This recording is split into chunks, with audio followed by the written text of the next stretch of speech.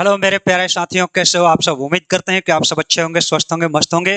तो चलिए आज के इस नए वीडियो में एक नए टॉपिक के साथ हम एक बार फिर से उपस्थित हो गए हैं। और आज का एकदम जो टॉपिक है एकदम बवंडर होने वाला है, क्योंकि आज के इस वीडियो में हम आपको लेकर के आ गए हैं प्रत्यय को पहचानने का ट्रिक। बिल्कुल सही सुने हो, प्रत्यय को पहचानने का ट्रिक। प्रत्यय को हम लोग कैसे पहचान सकते हैं, मात्र 1 सेकंड में आप लोग पहचान जाओगे। तो इन सभी ट्रिक्स को लेकर के हम आप सबके बीच आ गए हैं। तो आप सब जल्दी से, अगर नए हैं तो हमारे चैनल को सब्सक्राइब कर लीजिए और आप लोग जल्दी से इस वीडियो को लाइक कर दीजिए। आइए वीडियो को स्टार्ट करते हैं कि संस्कृत के जो भी प्रत्यय होते हैं हम लोग कैसे पहचाने, क्योंकि आपको पता है कि उपसर्ग और प्रत्यय आपके परीक्षा में बहुत इंपॉर्टेंट रोल अदा करते हैं, है ना।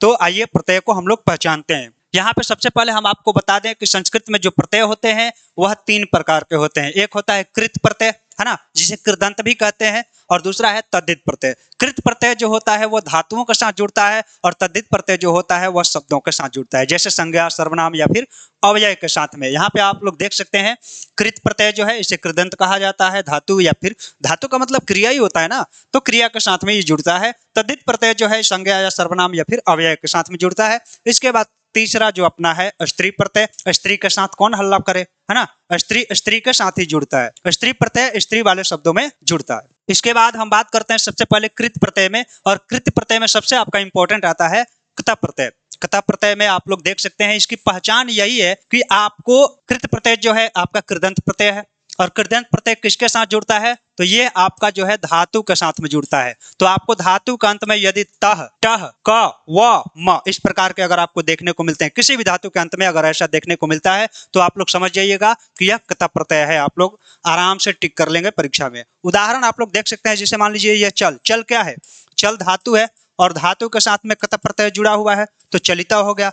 पठ धातु है, पठ के साथ कता जुड़ गया तो पठिता हो गया, है ना। इस प्रकार से आप लोग पहचानेंगे। इसके बाद हम दूसरा बात करते हैं कत्वतु प्रत्यय। कत्वतु प्रत्यय क्या है, यह भी आपका जो है धातु के साथ ही जुड़ेगा, क्रिया के साथ ही जुड़ेगा। इसकी पहचान यही है कि जो धातु होता है उसके अंत में तवान लगेगा या फिर टवान लगता है ना। जैसे मान लीजिए गतवान कहते हैं, हतवान कहते हैं, है ना, पठितवान कहते हैं, खादितवान कहते हैं। तो ये सभी क्या है, आपके कत्वतु प्रत्यय के उदाहरण है। यहाँ पे आप लोग उदाहरण भी देख सकते हैं। गम धातु है, गम के साथ जुड़ा हुआ है कत्वतु प्रत्यय, और यह हो गया गतवान, है ना।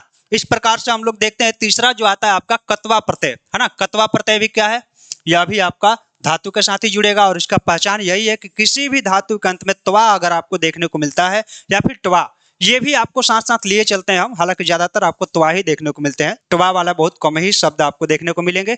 तो यहाँ पे किसी भी धातु के अंत में अगर त्वा है तो फिर आप लोग समझ जाइए कि कत्वा प्रत्यय लगा हुआ है। जैसे यहाँ पे दा क्या है, धातु, दा का मतलब देना, है ना, क्री का मतलब करना। अगर इसके साथ कत्वा प्रत्यय जुड़ा हुआ है तो कृत्यवा हो गया, दा के साथ कत्वा प्रत्यय जुड़ा दातवा हो गया। इसी प्रकार से आपका जो है चौथा है लय प्रत्यय। लय प्रत्यय भी क्या है, यह भी कृत प्रत्यय है, कृदंत प्रत्यय है, और इसका जो है पहचान यही है कि धातु से पहले आपका उपसर्ग आएगा और धातु के बाद में य आएगा।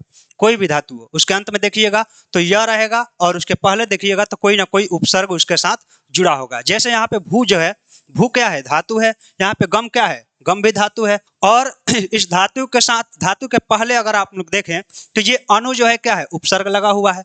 इसके साथ आ उपसर्ग लगा हुआ है, और इसके साथ यदि लय प्रत्यय जुड़ता है तो अंत में भूया हो जाएगा। ठीक है, तो जैसे अनुभूया यहाँ पे लिखे, आपको देखना है यह है ना। आगम्या मैंने यहाँ पे लिखा है, अगर आप लोग देखें कि अंत में यह है तो आप लोग आराम से पहचान जाएंगे, लय प्रत्यय लगा हुआ है। अगला हम बात करते हैं तुमुन प्रत्यय का। तो तुमुन प्रत्यय को पहचानना बहुत ही आसान है। किसी भी धातु के अंत में जाइए, आपको तुम मिल जाएगा या फिर टुंग मिल जाएगा। मैंने पहले ही बोला है, ज्यादातर आपको तुम ही देखने को मिलते हैं। टुंग मैंने साथ साथ लेकर चला है, क्योंकि ये जो है नियम है, व्याकरणिक नियम है।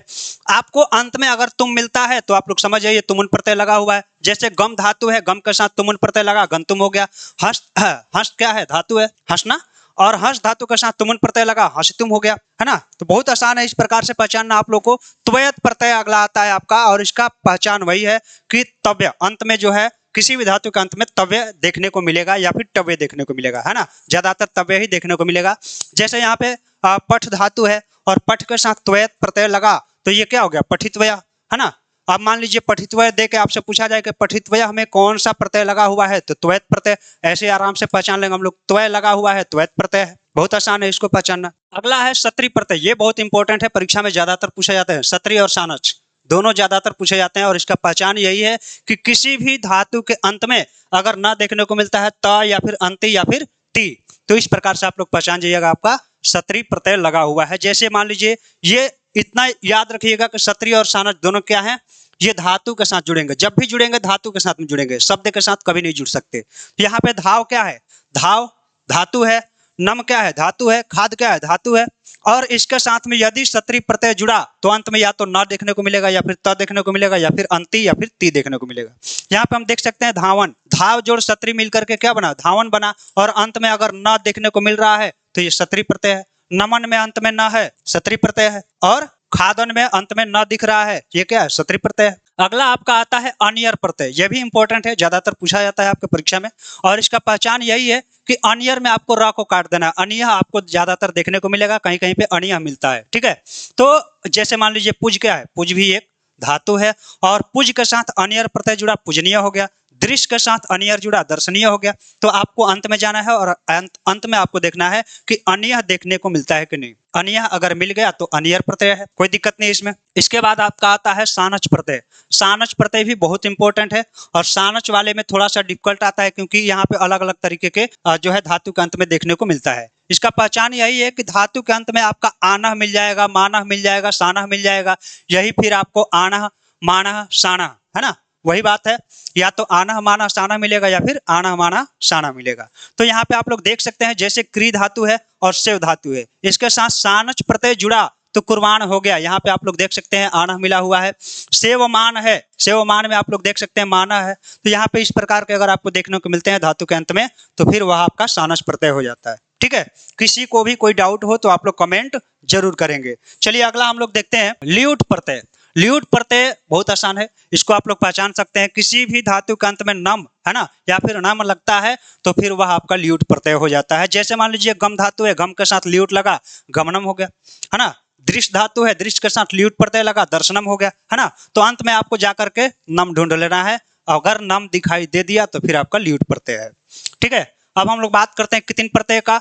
तो कितिन प्रत्यय को पहचानने का ट्रिक है, अंत में ती अंति तिम देखने को आपको मिलेगा। जैसे गम धातु है, गम के साथ कितिन प्रत्यय जुड़ा, गति हो जाएगा, है ना। स्मृ जोड़ कितिन, स्मृ क्या धातु है, कितिन प्रत्यय लगा, क्या हो जाएगा, स्मृति हो जाएगा। क्री धातु है, क्री के साथ कितिन लगा, कृति हो जाएगा। तो अंत में जाको आपको देखना है कि अगर तिह मिलता है या फिर अंति भी मिलता है या फिर तिम भी मिलता है तो यह तीनों ही स्थितियों में आपका जो है कितिन प्रत्यय हो जाता है। इसके बाद हम लोग देखते हैं यत प्रत्यय। और यत प्रत्यय में जो है ये आपके परीक्षा में ज्यादातर नहीं पूछा जाता, बहुत बाई चांस से ऐसा मामला आया है जब पूछा गया है। तो इसको आप लोग याद रखेंगे कि यह केवल स्वर वर्ण के साथ ही जुड़ता है, केवल और केवल स्वर वर्ण के साथ। यहाँ पे आप लोग देख सकते हैं इसका जो पहचानने का तरीका है, जो है धातु के अंत में यम लगेगा या फिर यह लगेगा या फिर या लगेगा, ठीक है।